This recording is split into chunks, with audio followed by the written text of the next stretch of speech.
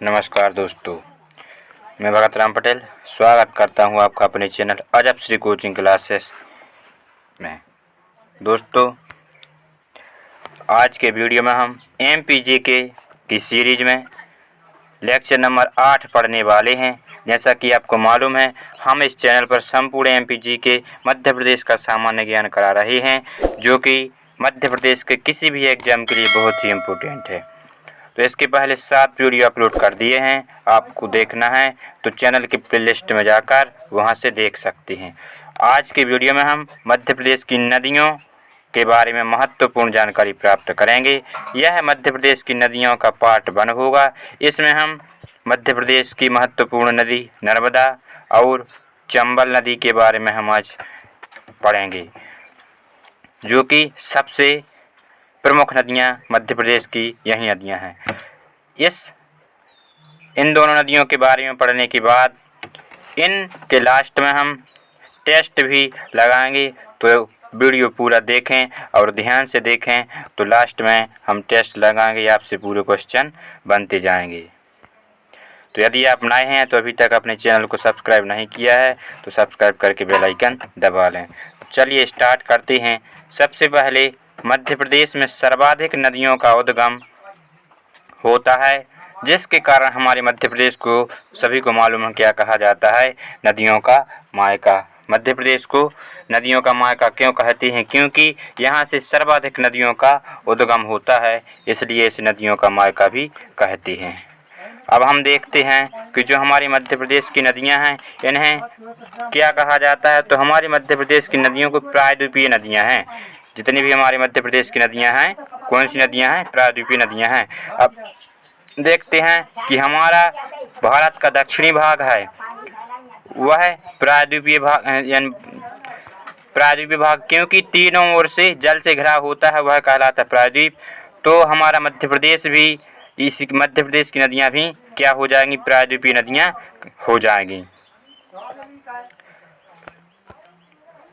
अब हम देखते हैं कि मध्य प्रदेश के नदी अपवाह तंत्र। मध्य प्रदेश में वैसे 5 नदी अपवाह तंत्र हैं। सबसे पहले हो जाएगा गंगा नदी अपवाह तंत्र, दूसरा हो जाएगा नर्मदा अपवाह तंत्र, तीसरा हो जाएगा गोदावरी अपवाह तंत्र, इसके पश्चात ताप्ती नदी अपवाह तंत्र और माही नदी अपवाह तंत्र। इनमें से सबसे छोटा नदी अपवाह तंत्र है माही नदी अपवाह तंत्र। अब हम देखते हैं सबसे जो बड़ा नदी अपवाह तंत्र है गंगा नदी अपवाह तंत्र। आप बोलोगे कि सर, जो गंगा नदी है हमारे मध्य प्रदेश में से होकर नहीं बहती है, तो यह गंगा नदी अपवाह तंत्र हमारे मध्य प्रदेश में कैसे हो जाएगा? तो जो हमारी मध्य प्रदेश की नदियां हैं, जैसे चंबल नदी, काली सिंध, ये सभी नदियां गंगा नदी या फिर उसकी सहायक नदी यमुना, इनमें मिल जाती हैं। लेकिन उनका पानी आखिरकार लास्ट में, जैसे मान लीजिए यमुना नदी है, यमुना नदी का पानी गंगा नदी में मिल जाता है, तो सभी नदियों का पानी, अधिकतर नदियों का पानी गंगा नदी में मिलता है, जिसके कारण गंगा नदी अपवाह तंत्र हमारे मध्य प्रदेश में है। और सर्वाधिक नदियाँ, यानी सबसे बड़ा अपवाह तंत्र भी कौन सा हो जाएगा? गंगा नदी का अपवाह तंत्र। तो देख लेते हैं, गंगा नदी अपवाह तंत्र में सम्मिलित सभी नदियों का जल कहाँ जाता है? बंगाल की खाड़ी में जाता है। अब देख लेते हैं कि जो गंगा अपवाह तंत्र है उसके 3 उप अपवाह तंत्र भी हैं, जिनमें से यमुना अपवाह तंत्र, टोंस और टोंस अपवाह तंत्र भी हो जाएगा। तो जो यमुना अपवाह तंत्र है उसमें सम्मिलित मुख्य नदियां कौन कौन सी हैं? यमुना अपवाह तंत्र में सम्मिलित मुख्य नदियां चंबल नदी, केन, बेतवा, धसान, जामनी, यह सभी नदियां प्रमुख हैं। गंगा अपवाह तंत्र है जो प्रदेश का सबसे बड़ा अपवाह तंत्र है। हमने ऊपर भी डिस्कस किया था कि सबसे ज़्यादा पानी, सर्वाधिक नदियां गंगा नदी में मिलती हैं या फिर उसकी सहायक नदी यमुना में मिलती हैं, जिसके कारण प्रदेश का सबसे बड़ा अपवाह तंत्र कौन सा हो जाएगा? गंगा अपवाह तंत्र। लेकिन यदि बात की जाए कि हमारे मध्य प्रदेश की सबसे बड़ी नदी, तो नदी गंगा नदी नहीं होगी, क्योंकि गंगा नदी हमारे मध्य प्रदेश में प्रवेश करती ही नहीं है। तो नदी की बात की जाए तो हमारे मध्य प्रदेश की सबसे बड़ी नदी नर्मदा नदी होगी। लेकिन अपवाह तंत्र सबसे बड़ा तो गंगा अपवाह तंत्र हो जाएगा। गंगा अपवाह तंत्र की सबसे प्रमुख और बड़ी नदी हमारे मध्य प्रदेश से कौन सी है? चंबल नदी है, जो कि यमुना नदी में मिल जाती है और यमुना नदी आगे चल के गंगा नदी में मिलती है। अब हम देखेंगे कि जो नर्मदा अपवाह तंत्र है, सेकंड नंबर, इसके बारे में हम पढ़ेंगे। तो जो नर्मदा अपवाह तंत्र है, यह हमारे मध्य प्रदेश का दूसरा सबसे बड़ा अपवाह तंत्र है ना। नदी अपवाह तंत्र की बात हो रही है यहाँ पर। नर्मदा अपवाह तंत्र ये क्या होता है कि जहाँ से नर्मदा नदी निकलती है उसमें जितनी सारी नदियाँ मिलती हैं, यह हो जाता है पूरा अपवाह तंत्र। तो हमारे मध्य प्रदेश में सबसे बड़ा अपवाह तंत्र गंगा नदी का है, क्योंकि सर्वाधिक नदियाँ गंगा नदी में भी जाकर मिलती हैं। और सेकंड नंबर पर क्या हो जाएगा? नर्मदा अपवाह तंत्र। तो दूसरा सबसे बड़ा अपवाह तंत्र हमारे मध्य प्रदेश में नर्मदा अपवाह तंत्र है। इस अपवाह तंत्र में सम्मिलित सभी नदियों का जल है जो वह कहाँ मिलता है? अरब सागर में। क्योंकि हमारी मध्य प्रदेश में जो नर्मदा नदी बहती है उसका जल कहाँ पर जाके मिलता है? पूर्व से पश्चिम की ओर बहती है, तो गुजरात के पास यहाँ पर खंबात की खाड़ी और अरब सागर में इसका जल जाके मिल जाता है। लेकिन गंगा नदी का जल कहाँ मिलता है? बंगाल की खाड़ी में। अब हम देखते हैं, नर्मदा नदी हमारे मध्य प्रदेश की सबसे बड़ी नदी है एवं देश की 5वें नंबर की सबसे बड़ी नदी हो जाएगी।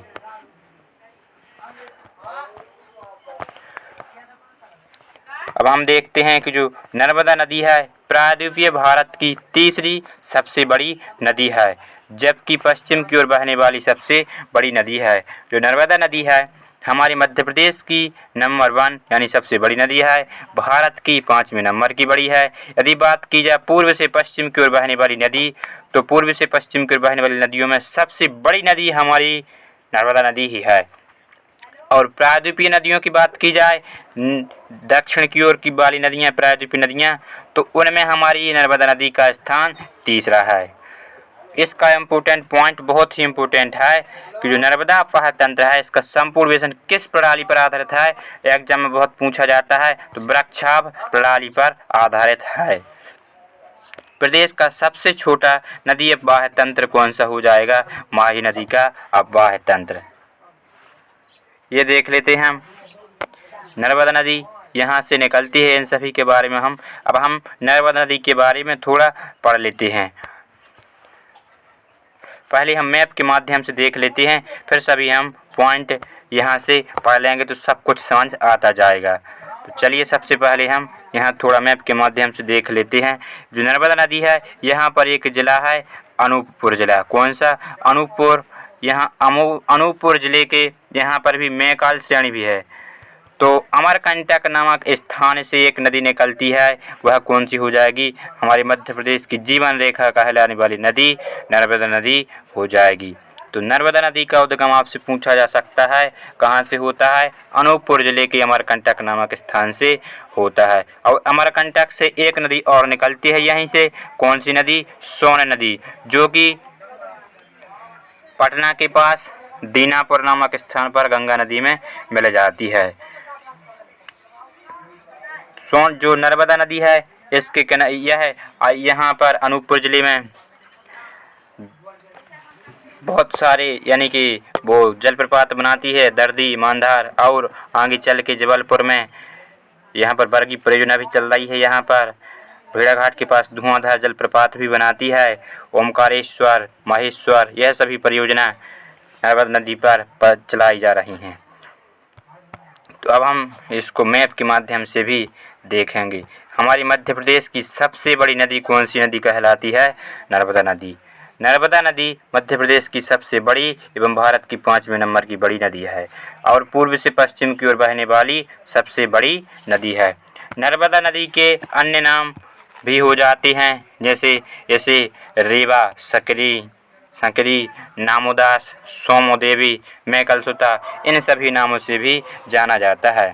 अब देखिए जो नर्मदा नदी है यह विंध्याचल पर्वत श्रेणी और सतपुड़ा श्रेणी के बीच में से होकर बहती है, इसलिए यह जो नर्मदा नदी है यह मैकल पर्वत श्रेणी से निकलती है, सतपुड़ा की मैकल श्रेणी से निकलती है, यानी कि अमरकंटक वहाँ पर मैकल श्रेणी है। तो मैकलसुता उसकी पुत्री है ना नर्मदा, तो मैकलसुता भी इसलिए इसको कहा जाता है। और गुजरात की जीवन रेखा भी नर्मदा नदी को ही कहते हैं। अब हम देखते हैं कि जो यह नदी है पूर्व से पश्चिम की ओर विंध्याचल एवं सतपुड़ा पर्वत श्रृंखलाओं की मध्य भ्रंश घाटी में बहती है। दोनों ओर क्या है, ऊपर विंध्याचल पर्वत श्रेणी है और नीचे क्या है, सतपुड़ा मैकल श्रेणी है। तो उनके मध्य भ्रंश घाटी में नर्मदा नदी प्रवाहित होती है। इस नदी की कुल लंबाई 1312 किलोमीटर है। तो ये कुल लंबाई यह टोटल है हमारे मध्य प्रदेश, फिर महाराष्ट्र, गुजरात, इन सभी राज्यों की टोटल लंबाई नर्मदा नदी की कितनी है, 1312 किलोमीटर। लेकिन यदि हमारे मध्य प्रदेश की बात की जाए कि हमारे मध्य प्रदेश में कितनी प्रवाहित होती है, तो 1077 किलोमीटर ही हमारे मध्य प्रदेश में यह नदी प्रवाहित होती है। अब हम देखेंगे कि नर्मदा नदी है इसका उद्गम स्थान कहाँ हुआ है। अभी हमने देखा है अनूपपुर जिले के अमरकंटक नामक स्थान से होता है। जो नर्मदा नदी है यह मध्य प्रदेश, महाराष्ट्र, गुजरात में बहती हुई गुजरात के भरूच नामक स्थान पर किस में मिल जाती है, खंबात की खाड़ी में मिल जाती है। और जो नर्मदा नदी है इसकी बहुत सारी सहायक नदियाँ भी हैं, उनको भी आगे हम डिस्कस करेंगे। टोटल 41 सहायक नदियाँ हैं। जो नर्मदा नदी है यह डेल्टा नहीं बनाकर एस्चुरी का निर्माण करती है। जो नर्मदा नदी है इसका 89.8% भाग है जो वह है हमारी मध्य प्रदेश में है, यानी कि सर्वाधिक भाग नर्मदा नदी का हमारे मध्य प्रदेश में है। और जो शेष बचा हुआ भाग 8.5% गुजरात में है, 2.7% भाग महाराष्ट्र में है।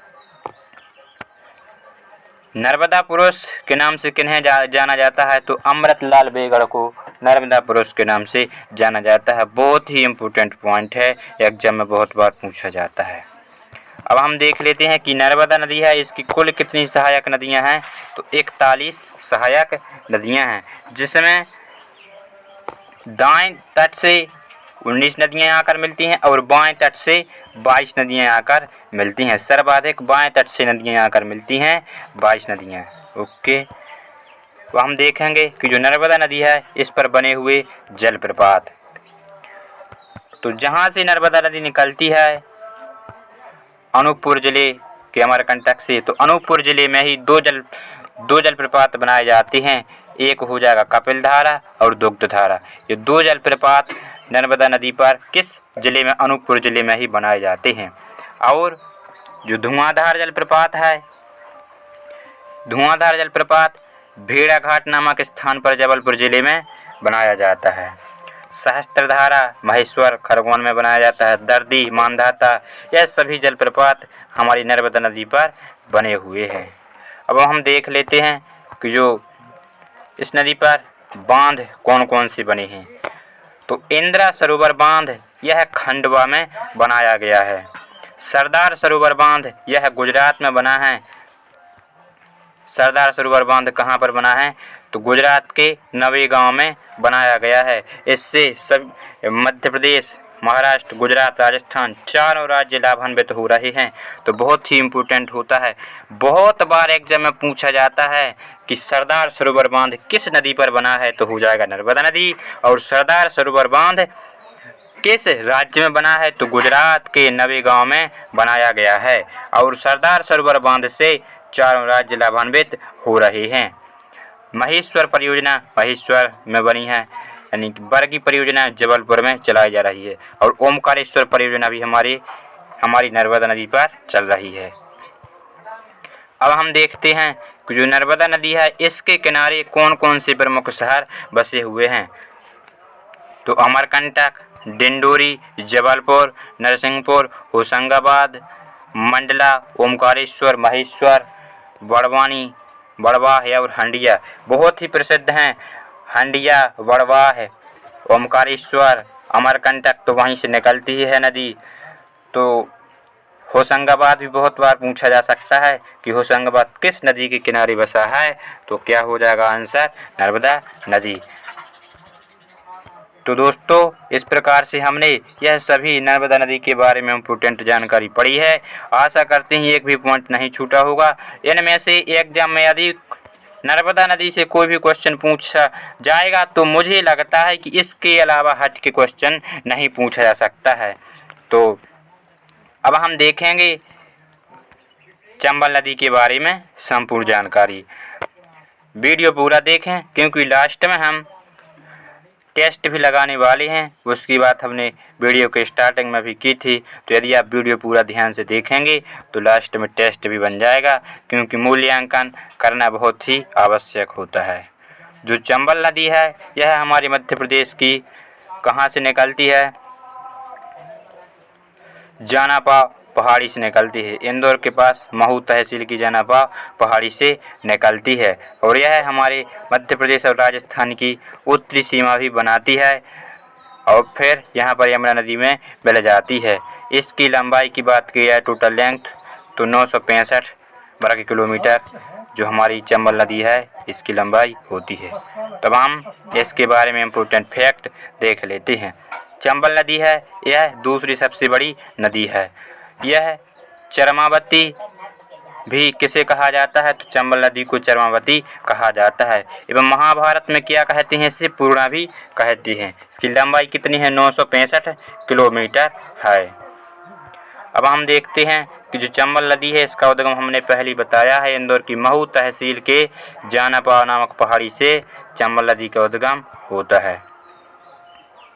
और जो चंबल नदी है उत्तर प्रदेश में किससे मिल जाती है, यमुना नदी में। ये इटावा जिले में यमुना नदी में मिल जाती है। जो चंबल नदी है हमारी मध्य प्रदेश एवं राजस्थान की सीमा रेखा बनाती है और हमारे मध्य प्रदेश में 2 बार प्रवेश करती है।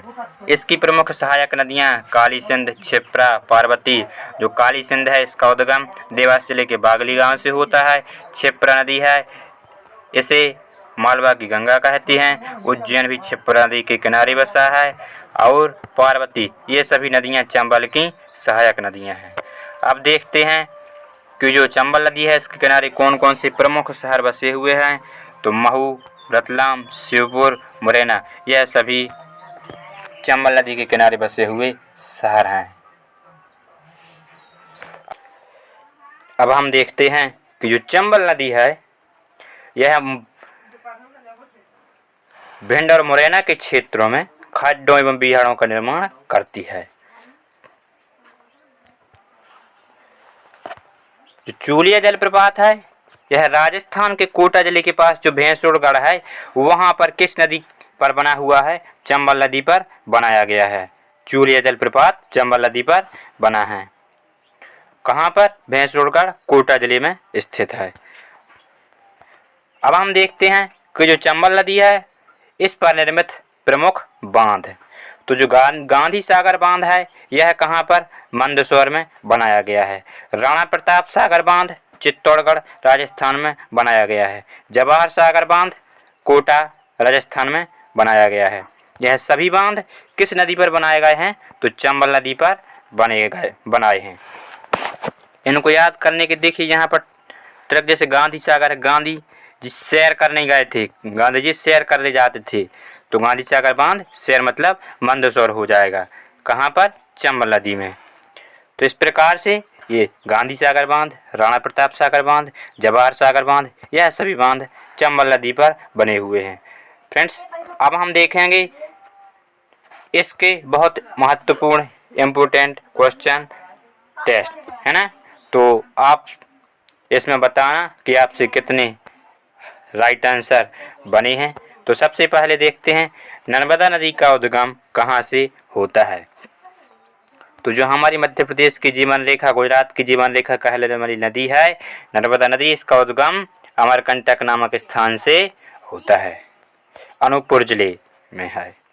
अब देखते हैं मध्य प्रदेश की दूसरी सबसे बड़ी नदी कौन सी है, बताइए। तो मध्य प्रदेश की दूसरी सबसे बड़ी नदी कौन सी हो जाएगी? तो यह हो जाएगी चंबल नदी, जो कि 965 किलोमीटर इसकी लंबाई है।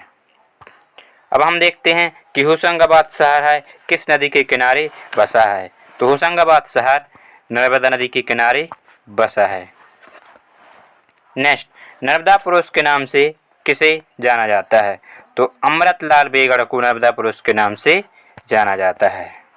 फ्रेंड्स, आशा करते हैं यह सेशन आपको पसंद आ रहा होगा। तो नेक्स्ट क्वेश्चन, मध्य प्रदेश की गंगा किस नदी को कहती है? तो मध्य प्रदेश की गंगा कहती है नर्मदा नदी को। और प्रदूषण के आधार पर मध्य प्रदेश की गंगा किसे कहती हैं? इंपोर्टेंट पॉइंट है, बहुत बार एग्जाम में पूछा जाता है कि मध्य प्रदेश की गंगा प्रदूषण के आधार पर किसे कहती हैं? तो बेतवा नदी हो जाएगी। और मध्य प्रदेश की गंगा नर्मदा नदी हो जाएगी। और मालवा की गंगा किसे कहती हैं? बहुत बार ये एग्जाम में पूछे जाते हैं और कंफ्यूज करने वाले हैं सभी क्वेश्चन होते हैं। तो हमने सभी एक ही जगह है आपको सभी बता दिए हैं कि मालवा की गंगा किसे कहते हैं? तो क्षिप्रा नदी हो जाएगी। सभी इम्पोर्टेंट पॉइंट या तो आप नोट कर सकते हैं और 2-3 बार वीडियो देखें, रिवीजन करें। नेक्स्ट, जो गांधी सागर बांध है यह किस नदी पर बनाया गया है? तो चंबल नदी पर। अब देखिए यहाँ पर हमने ट्रैक भी बताई थी। क्या बताइए भाई, ट्रैक पसंद आई? बताइए भाई, क्या ट्रैक पसंद आई? देखिए, जो गांधी सागर बांध है यह है, गांधी जी कहाँ जाते थे भाई? मंद सैर करने जाते थे। तो गांधी सागर बांध कहाँ पर है? मंदसौर में। किस नदी पर बना है? चंबल नदी पर बनाया गया है। आशा करते हैं ट्रिक पसंद आई होगी। नेक्स्ट, कौन सी नदी मध्य प्रदेश में 2 बार प्रवेश करती है? तो चंबल नदी है हमारे मध्य प्रदेश में 2 बार प्रवेश करती है और भिंड मुरैना के क्षेत्र में बीहड़ों खड्डों का निर्माण भी करती है। वहाँ पर डाकुओं को छुपने का स्थान बन जाता है। अब हम देखते हैं मध्य प्रदेश व राजस्थान की उत्तरी सीमा कौन सी नदी बनाती है? तो उत्तरी सीमा कौन सी नदी बनाती है? चंबल नदी हो जाएगी। दक्षिणी सीमा ताप्ती नदी बनाती। मालवा की गंगा किसे कहते हैं? बताइए, फर्स्ट कमेंट कीजिए, बहुत ही इंपॉर्टेंट क्वेश्चन है। मालवा की गंगा किसे कहते हैं? तो मालवा की गंगा क्षिप्रा नदी को कहते हैं। अब हम देखेंगे last is the most important question of this class. देखिए, प्रदूषण के आधार पर मध्य प्रदेश की गंगा किस नदी को कहते हैं? यदि वीडियो आपने पूरा ध्यान से देखा है तो आपसे जरूर ही बन जाएगा इसका आंसर। तो मध्य प्रदेश की गंगा प्रदूषण के आधार पर किसे कहती हैं? कमेंट कीजिए। तो इसे कहते हैं बेतवा नदी को। बेतवा नदी का उद्गम कहाँ से होता है? इसका आंसर आपको कमेंट में बताना है। तो बेतवा नदी कहाँ से निकलती है? इसको हम बता देते हैं कि रायसेन जिले के कुमरा गांव से निकलती है। तो यह हमारा पार्ट 1 था। इसके पश्चात हम नेक्स्ट वीडियो में जो हमारी बची हुई नदियां हैं उन सभी के बारे में हम डिस्कस करेंगे। तो यदि आपने अभी तक हमारे वीडियो को लाइक नहीं किया है, तो यदि वीडियो पसंद आ गया है आपको तो लाइक कर दें और सब्सक्राइब करें। कमेंट में ज़रूर बताएं वीडियो आपको कैसा लगा और हमारा आने वाला नदियों का पार्ट 2 अवश्य देखिए। जैसा कि आपको मालूम है, हम इस चैनल पर संपूर्ण एमपीजी की सीरीज करा रहे हैं, जो कि मध्य प्रदेश के सभी एग्जाम के लिए बहुत ही इम्पोर्टेंट है। सभी एग्जाम्स जैसे एमपी पुलिस, एसआई, पटवारी, अभी पटवारी की वैकेंसी भी आने वाली है, तो उसके लिए आप हमारे चैनल से जुड़े रहिए।